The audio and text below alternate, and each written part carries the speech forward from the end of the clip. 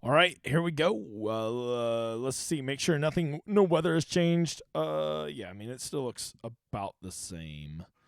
So I don't know. I'm not really factoring in weather tomorrow. The earliest guys, by the time they go off, the winds are already up. It looks like it's not going to get too warm, but I do think the course with a little bit of wind is probably going to play, I would say at least a full shot harder tomorrow than it did today, right? So we didn't color any tee times on here because I just don't really think there's an ideal tee time to be chasing tomorrow. I think the best thing you can do tomorrow is really try to find some or they could guys.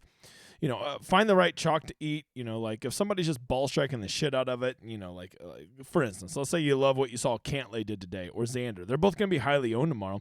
That doesn't mean you don't play them, right? I think that if you think those guys are going to continue to go off, which would make a lot of sense, you still play them. I think what you do is you just want to find some guys that no one's going to play, right? Like maybe instead of that, if you want to start with Cantlay, who will be very popular tomorrow, well, then maybe instead of the next guy in your lineup, instead of it being Fleetwood, go try a Hatton, right? Or, go try a Glover, something like that. And I think that's a way to get different right off the hop, right? So that's what I'm really going to be doing tomorrow. Just going to be chasing how I construct my roster different. I don't see any way that I don't probably play, one of Cantlay or Xander or Ricky, right? All three of those guys are going to be pretty popular, maybe even Scheffler too. I'll definitely have one, if not two of those guys in my lineups, right? So it's not like you can just fade all the chalk. I think that's a silly thing to fade all the chalk at Showdown because sometimes when all the key indicators are pointing there, you want to make sure that you're getting your slice of the pie too, right? So that's what I'm going to do to differentiate tomorrow when there's no weather edge. That'll be my plan. Use as much or as little of it as you want. From there, we have what we always have, right? We have our high leverage guys. Those are guys that are showing up in my optimizer more than they are projected to be owned. We have our pivots, just guys that are lower owned in pockets of high owned. And then we have sleepers, not a ton of sleepers, not a lot of guys. I'm not just going to fucking mark somebody pink to mark them pink, right? They got to be somebody that I think is checking some boxes to be a sleeper. From there, if you're a real fucking sicko, I put some cash plays on there. So feel free to play cash if you want. You won't see me in those streets. We got our high upside guys, our GPPs. We have our ownership. That's my ownership. We have their tee times. We have their event score. And this is important. We have their FedEx Cup standings, right? Which just shows where they are at in the FedEx Cup because, a guy like Jordan Spieth still has a lot to play for, right? He is not so far into Eastlake, right? Sung J.M. has a whole lot to play for, right? These guys like Sam Burns has a shit ton to play for, right?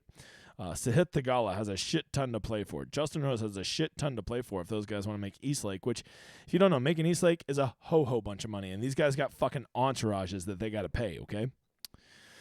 From there, we have our approach series, as always. You know how much I love good approach, and you know how much I love true approach, right? So, a guy like Xander today, picking up 4.3 on approach. Well, that looks great, but really, his true approach is only 1.2, right? You take out 3 incredible shots, he was still good today, just not fucking all world, right? Some people go, and then some people are the opposite, right? A guy like, who's a good example here? Keegan Bradley, right? Only picked up 1 point on approach, but his true approach was more than twice that, right? So really, he was hitting much better shots today than, he just had one really bad one, right? We have our short game regression. That's how likely are they to bounce back or to regress from how they played at short game, which is just around the green and putting combined. We have bad round regression. How likely are they to bounce back from the round they had?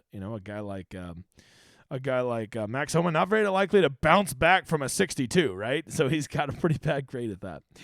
And then historical round 3. I love that one. There's just something about guys who will go get it for you. It makes them hard to pass up, right?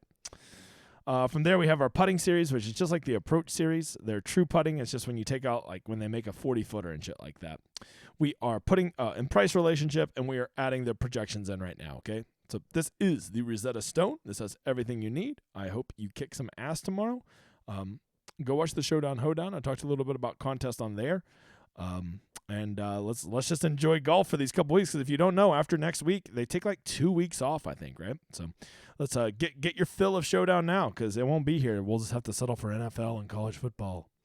All right, guys, enjoy your evening.